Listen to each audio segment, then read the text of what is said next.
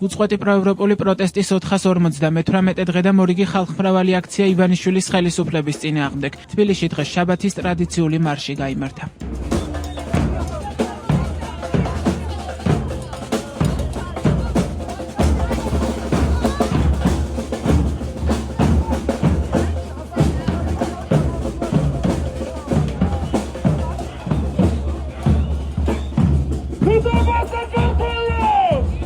აქციის მონაწილეები თავდაპირველად ფილარმონიასთან შეიკრიბნენ და მსვლელობით რუსთაველის გამზირისკენ დაიძრნენ.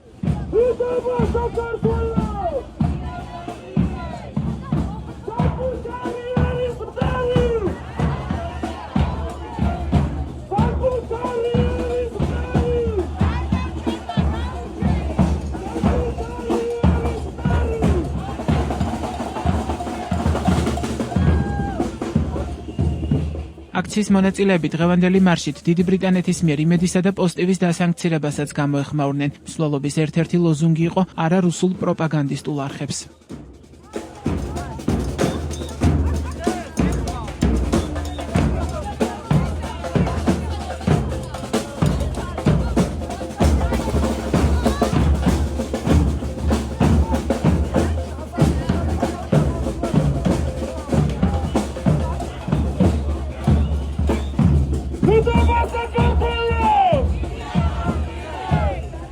საპროტესტო მარშში აქტივისტები, პოლიტიკოსები, სხვადასხვა სფეროს წარმომადგენლები და პოლიტპატიმრების ოჯახების წევრები მონაწილეობდნენ.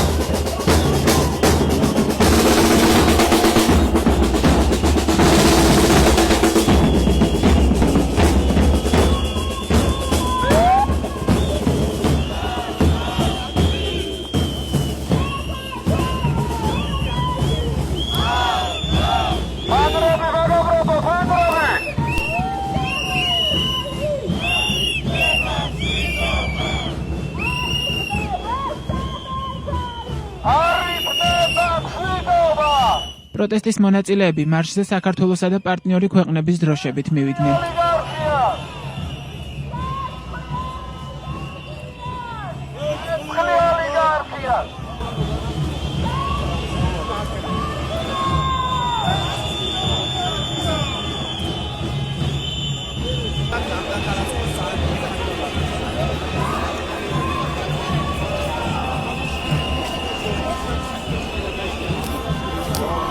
უწყვეტი პროტესტის ძირითად მოთხოვნებად კვლავ რჩება პოლიტპატიმრების გათავისუფლება, ახალი სამართლიანი საპარლამენტო არჩევნების ჩანიშვნა და მომიტინგეთა წინააღმდეგ ქიმიური იარაღის შესაძლო გამოყენებაზე საერთაშორისო გამოძიების ჩატარება.